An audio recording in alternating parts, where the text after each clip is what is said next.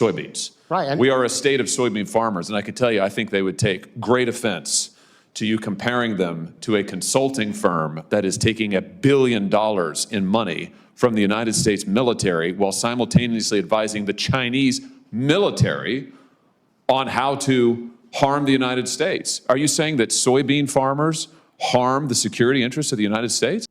Hello all, Jace here. Hope you guys are doing well today. In this clip, we're going to watch Josh Hawley interrogate a CEO about selling consulting services to both the U.S. and Chinese governments. Let's get straight into it, and I'll share some thoughts after. This important topic. Dr. Doshi, if I could just start with you. Since 2008, the McKinsey company has done nearly $1 billion in consulting work for the United States government. $1 billion. And its top client has been the Defense Department. In fact, it's got contracts with the Defense Department, with the U.S. Department of the Navy, with the Homeland Security Department, with Customs and Border Patrol. I think in 2021 alone, McKinsey had Defense Department or other security agency contracts worth $850 million. It's absolutely extraordinary. And yet at the same time, they're also doing business with the Chinese government. They are simultaneously taking $1 billion from the United States and its security agencies and also getting money from not just China in general, from the Chinese government and Chinese-controlled entities. Explain to us why that is a problem. I think any normal American who's sitting out there and hears that would be absolutely outraged by it, and rightly so. Why are they getting taxpayer money advising our military and simultaneously advising the Chinese military? But just explain to us, why is this a national security concern? Well, thank you, Senator Hawley. I agree this is a national security concern. I would go further. I mean, the nature of the work that McKinsey did reportedly involved helping China consider how to outcompete U.S. technology firms, how to strengthen Made in China 2025. The goal was to help them advance their goals for technological dominance. And that is directly at odds with the interests not just of the U.S. government, but also of the corporate clients they had in the United States that they were also advising. So there's a clear conflict of interest there. And it's also, the kind of conflict of interest that even if McKinsey had exercised better judgment about the projects it took on, other firms doing business in China are getting raided by the Chinese government. Oftentimes, that means that their data is no longer secure. And if they have U.S. client data on those servers, well, that's now Chinese data. So there's a lot of concerns, I think, that we can raise here. One is the nature of the work. Another is being a vector for the transfer of information and data. And there's a third concern, too, which is that some of these firms have mutually irreconcilable obligations to the United States and to China. China's basically saying, if you want to comply with the subpoena from this committee, you can't, because we have a data security law saying you can. That's three different kinds of conflicts beyond the one, Senator, that you just identified.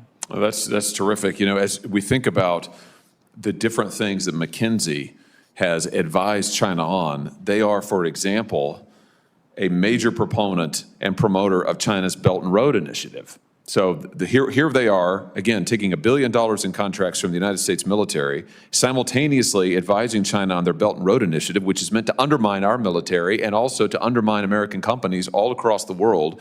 McKinsey has advised 9 of the top 15 Chinese contractors for the Belt and Road Initiative as of 2018. I mean, it's shameless when you think about it. It is absolutely shameless. Interestingly, I recently obtained a document related to a contract, just to give one example, involving semiconductors. So semiconductors, McKinsey entered into a contract with the U.S. government, our Defense Advanced Research Project Agency, DARPA, in 2021 related to semiconductors. The DoD asked McKinsey if there was any conflict that they might have with the Chinese government.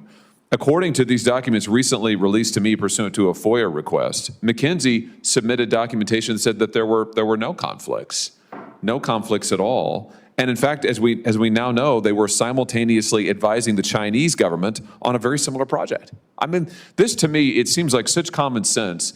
The chairman and I wrote to the GAO asking for an analysis of the conflict of interest law and analysis of the procurement and contract awarding process to see if there were any strictures, limitations in current law that would prevent companies like McKinsey from simultaneously making billions from the United States and making billions on China. That report has just come back just a couple of days ago.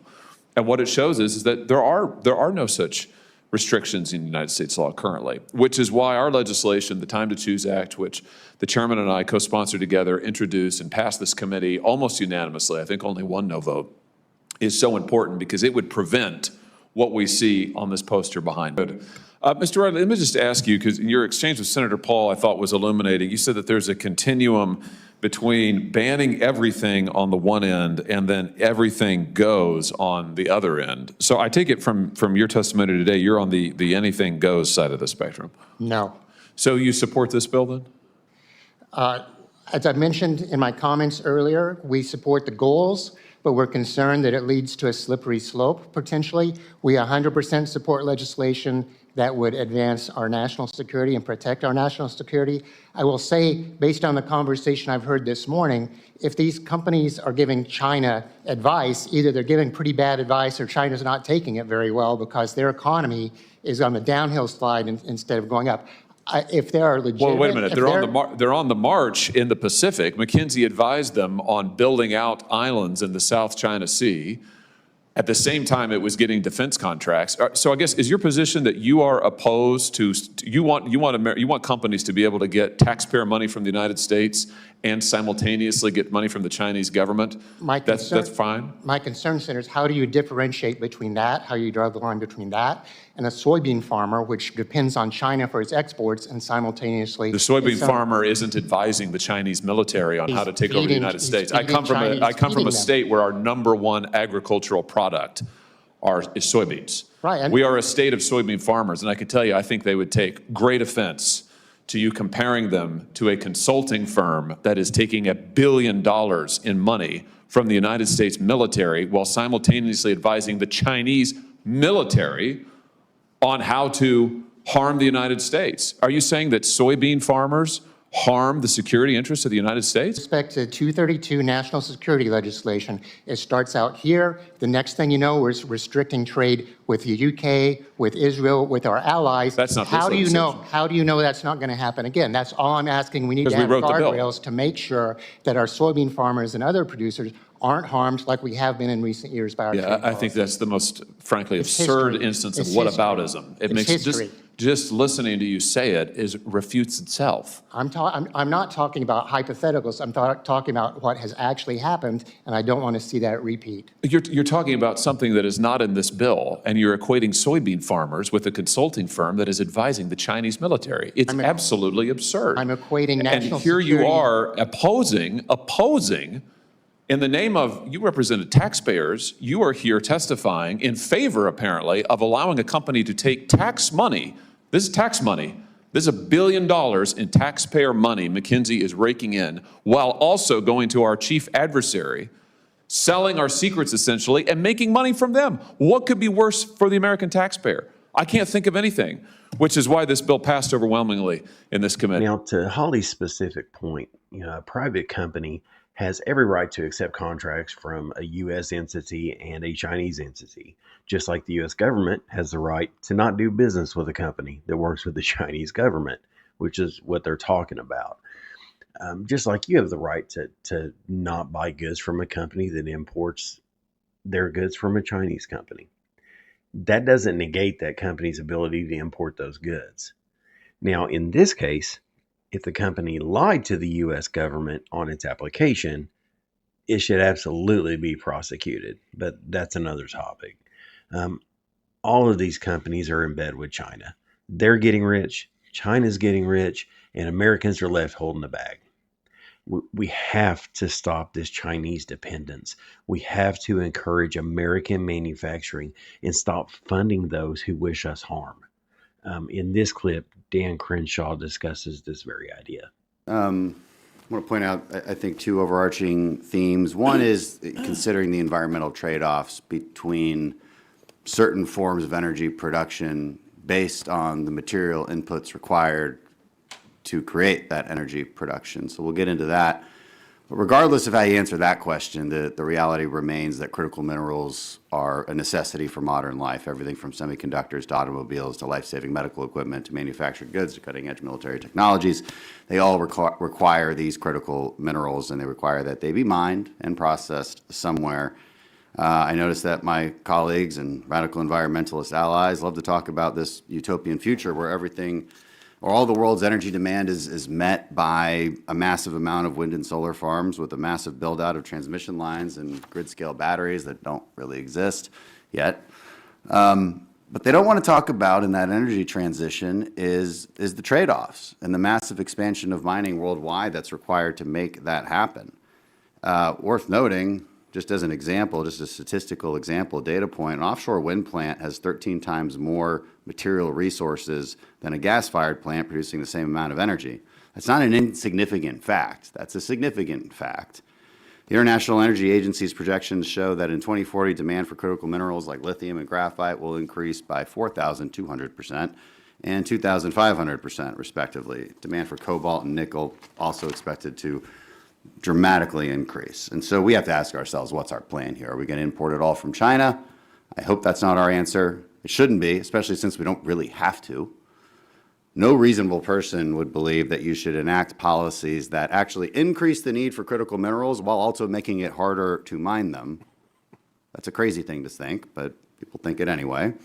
We need to be able to build things, and we need our policy to actually reflect that reality. You know, it's one thing to import televisions from South Korea. It's completely different to rely primarily on China for critical minerals that are critical to our national security and our ability to live a modern lifestyle. So we're not striking that balance. It takes 7 to 10 years to permit a new mine here in the U.S. It takes other developed economies like Canada 2 to 3 years. I think that's pretty shameful. I think we can do a lot better. So why are politicians beating the environmental drum and trying to push us away from fossil fuels, even though they know for a fact there is not a palatable alternative, since nobody wants to have the nuclear conversation, which could actually do the job? Why are the politicians pushing this narrative while at the same time making it more and more difficult for American companies to mine the materials necessary and manufacture the infrastructure for alternative energy? The materials are still being made, just by nations that have a fraction of the environmental regulations we do, causing a significantly larger negative impact on the environment than we would. On top of that, they're setting their own cause back. China does not invent or innovate. They steal and duplicate. If American manufacturers could make money selling alternative energy and the infrastructure involved, then guess what? They'd find a way to make it a viable alternative to fossil fuels because they'd make more profit doing so. They have removed all the carrots and are just beating the American companies with the stick. So why are they doing this? I think it's very simple and the oldest motive in the world: greed. These politicians don't care about you. They don't care about America, and they definitely don't care about the environment. They only care about their own self-interest and those of their big corporate donors who are making boatloads of money working with China. They can't guarantee they'll get the same kickback from an American company, so they're sticking with the guaranteed money. Thank you guys for watching. Please like and subscribe. God bless, and we'll see you for the next one.